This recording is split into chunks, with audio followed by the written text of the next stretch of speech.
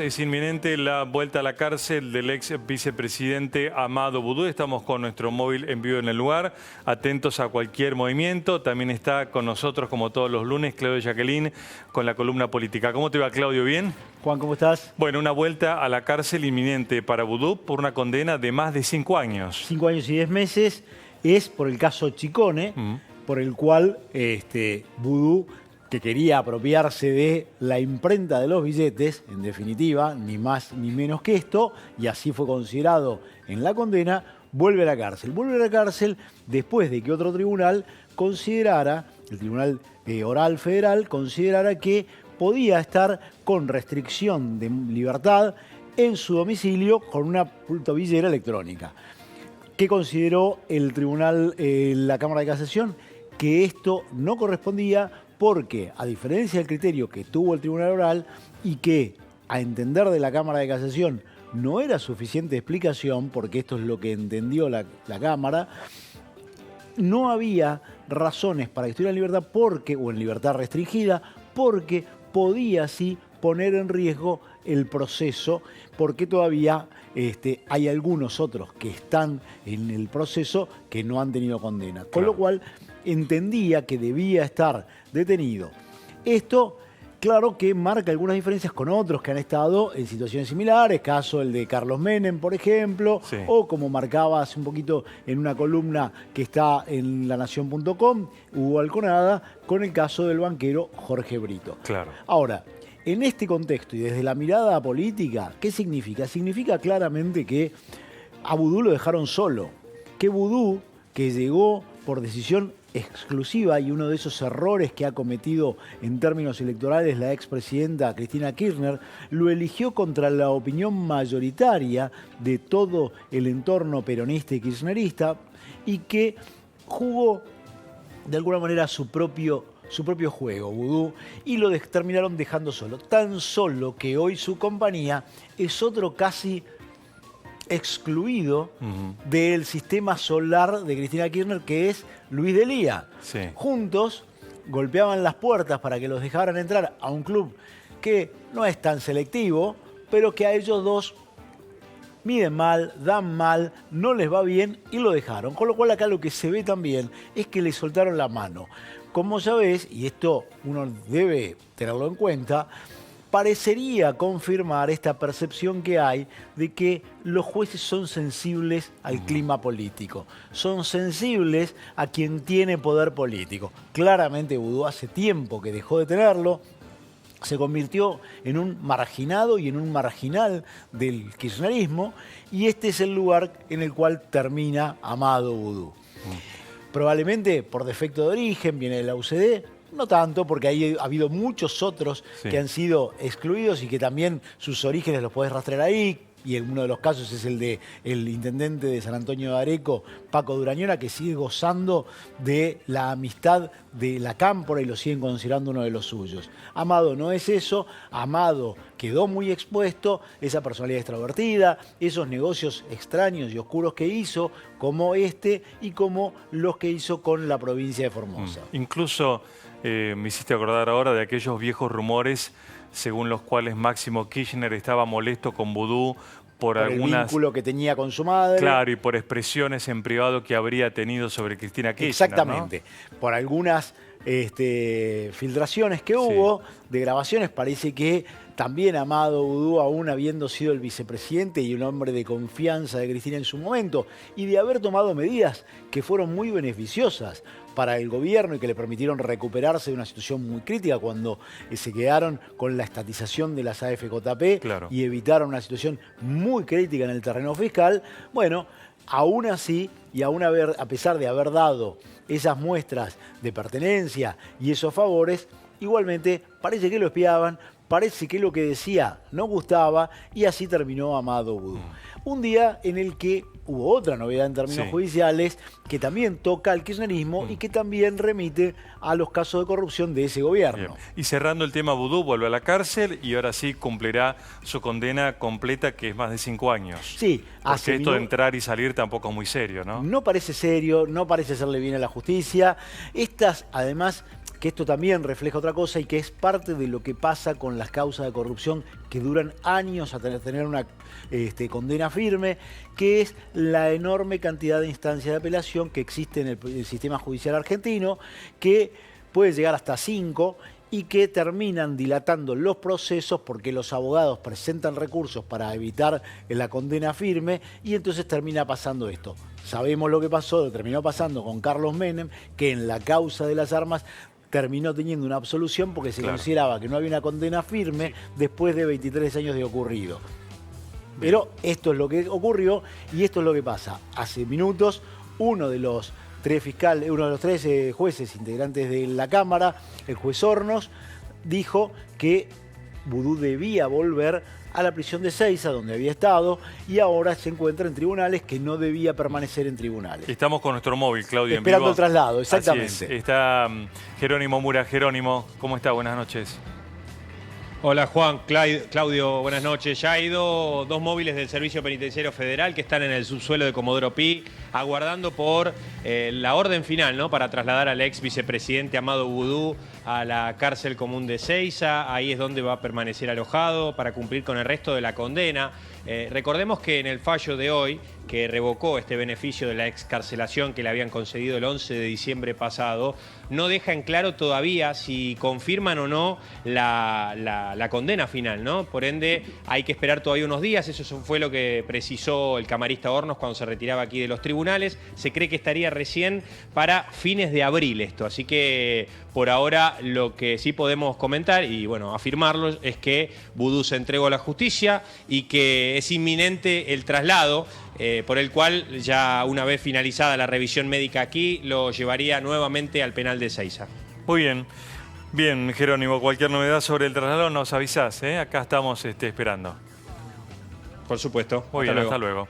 Bueno, y para hoy y para esta semana y la que viene se esperaba también con muchísima expectativa la presencia de Cristina Kirchner en el primer juicio oral que debe enfrentar, pero se postergó. Se postergó. Sorpresa, porque si bien lo de Amado Vudú no fue una sorpresa porque se esperaba, de hecho, se esperaba para la semana pasada que ocurriera, lo que sí ocurrió es que se postergó, y nada menos que por 3 meses, el inicio del juicio oral contra Cristina Kirchner por la causa de la obra pública, de irregularidades en la concesión de obra pública, y que debía empezar el 25, es decir, dentro de una semana. Sí. Cristina tuvo aire, le dan 3 meses para evitar ser expuesta en el año electoral, no es poco, pero en este caso no hay evidencia que haya tenido que ver el contexto político, sino que uno de los 3 integrantes del Tribunal Federal, el juez Tazara, sufrió un problema cardiológico y debe ser intervenido, con lo cual postergaron. No queda tan claro por qué 3 meses, si es que es el periodo de convalecencia. Son varios bypass, pero de hecho mucha gente que se le hace un bypass vuelve casi en muy poco tiempo a asumir sus tareas. Bueno, en este caso se decidió que fuera por 3 meses y esto, Juan, claramente beneficia a Cristina porque no la desgasta. No la expone con anticipación. Cristina juega a postergar todo lo que puede, todas las definiciones, siempre en todo proceso electoral. En este mucho más, porque además está haciendo menciones y haciendo saber a algunos, bueno, a lo mejor no se presenta, jugando este juego del misterio que también juega.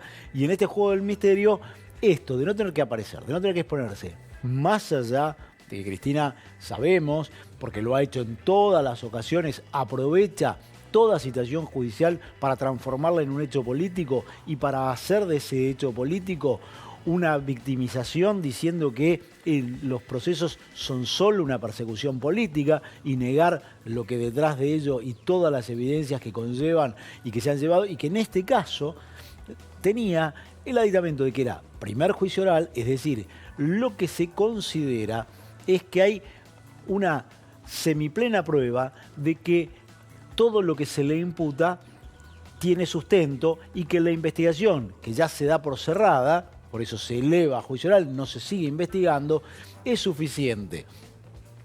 El argumento de Cristina era que además ella decía que no se había investigado suficiente, que se habían tomado unas muestras que no eran representativas de lo que había sido la derivación de esa obra pública, y había intentado postergar esto para ampliar una pericia que habían pedido.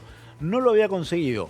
Ahora, la salud o la mala salud de uno de los jueces le jugó a favor y pone en este contexto de la política un poquito más adelante la exposición a una situación altamente incómoda y en la que muy probablemente, y esto era una de las cosas que se venía escuchando en torno del cristinismo, era la posibilidad de que empezara a poderse vislumbrar qué decisión iba a tomar y cuál iba a ser la actitud frente a esta situación en la cual se va a ver, por lo menos en otros 4 casos, que era lo que ya estuvimos hablando oportunamente.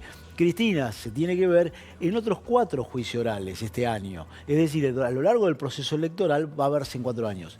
¿Habrá otras postergaciones? Bueno, habrá que verlo. En este caso, aparentemente, fue solo la salud de uno de los jueces. Pero este es un tema en el que este año se espera que Cristina, tenga tanto tiempo arriba de los escenarios de campaña como de los estrados judiciales. Igual es extraño, Claudio, porque independientemente del caso de Cristina Kirchner, cualquier persona que está enfrentando un proceso, lo que quiere es que su situación judicial se agilice lo antes posible, y a cualquier procesado tenerlo demorado por un tema de salud del tribunal debería reemplazarse ese juez para avanzar, porque el tiempo del procesado es un tiempo muerto, ocioso, es decir, más allá de Cristina, digo, no por esta cuestión política, cualquier procesado, imputado, quiere normalmente que esto sea rápido, que la justicia sea rápida, y no que la enfermedad de un juez te postergue Depende de la expectativa que tengas paciencia respecto de la derivación de ese juicio. Está bien. Ese es un punto.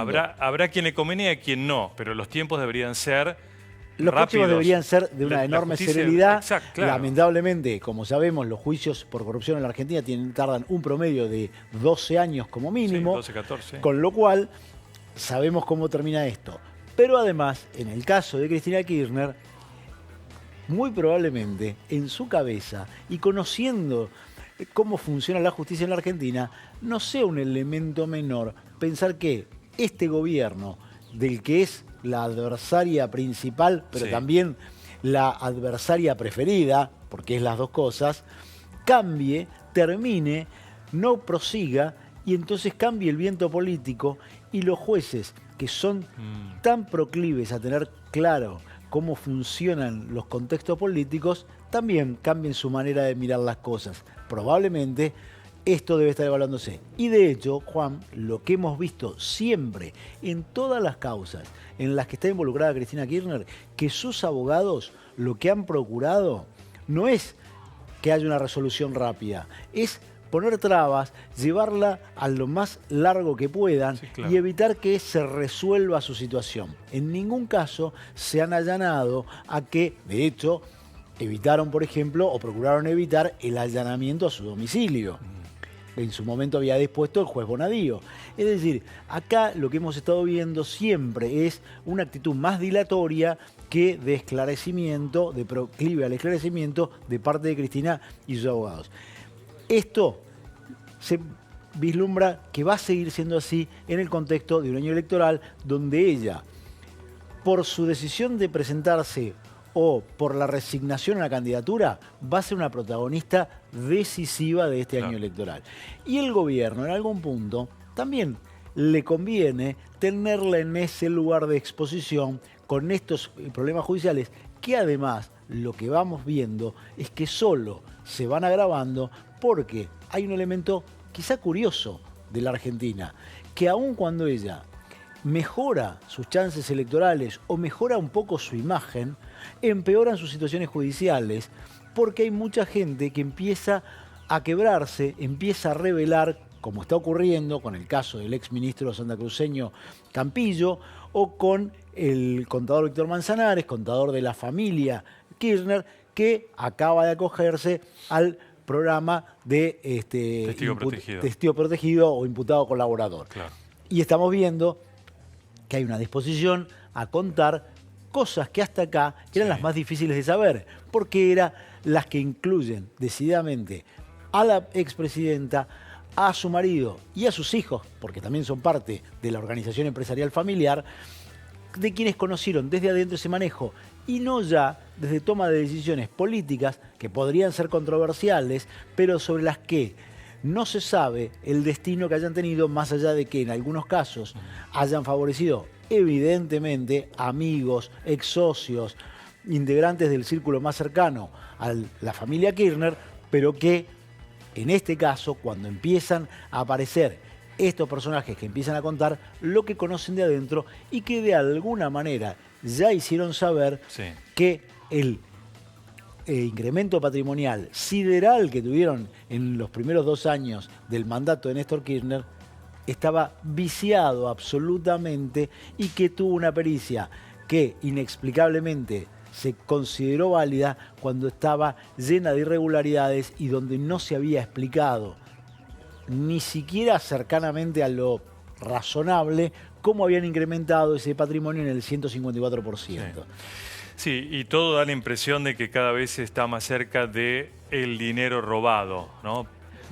Todo Parece hace pensar que ese incremento patrimonial Sí. no está vinculado necesariamente a las gestiones de abogados exitosos, Sí. ni a de una empresa Ni a hoteles. hotelera o de inmobiliaria, sino que más bien está muy vinculado a dinero mal habido en el ejercicio de la función pública a lo largo de todos estos años, Sí. que incluye la gestión en la gobernación de Santa Cruz. Bien. Bueno, nos queda el tema de los amigos, o no tanto, porque en el mundo de la política son todos amigos hasta que tienen que competir electoralmente. Amigos y no tanto. Y no tanto. Se vienen las elecciones en Córdoba y Cambiemos va a una interna. Hasta ahora, Sí. hasta este mismo momento, que es el momento que tienen el plazo de cerrar las listas, que empezamos acá, estaban todos con sus lapiceritas ¿Y? cerrando listas en una situación donde va a traer mucho ruido si es que no termina ahora, mientras estamos hablando, de otra manera. Hasta hace nada, y yo me comuniqué con algunos de los actores de los 2 sectores enfrentados.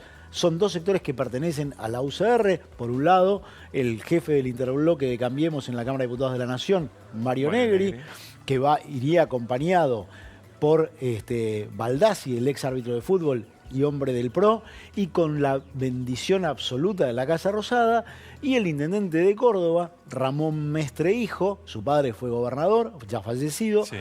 y quien aspira a competir en esa interna que maneja el aparato de la UCR provincial, pero que el gobierno no lo quiere. Y a quien le ha dado el apoyo es a Mario Negri, pero que no controla el aparato, no quiere una interna, quería que se resolviera por el resultado de las encuestas. Las encuestas no dan obviamente, y lo sabemos, no es ciencia exacta, y no dan un resultado indiscutible. Abrumador. La diferencia no era suficiente para que nadie dijera, bueno, esto es irreversible, hay un candidato que mide mucho y un candidato que no mide nada, y fueron a una interna. De hecho, en lo que se apalanca Ramón Mestre es en lo que acaba de ocurrir ayer en La Pampa. El gobierno apoyaba a Carlos McAllister, secretario de Deporte, en contra de un candidato radical, y el candidato radical fue el que finalmente ganó, y ganó con mucha comodidad, con más del 60% de los votos.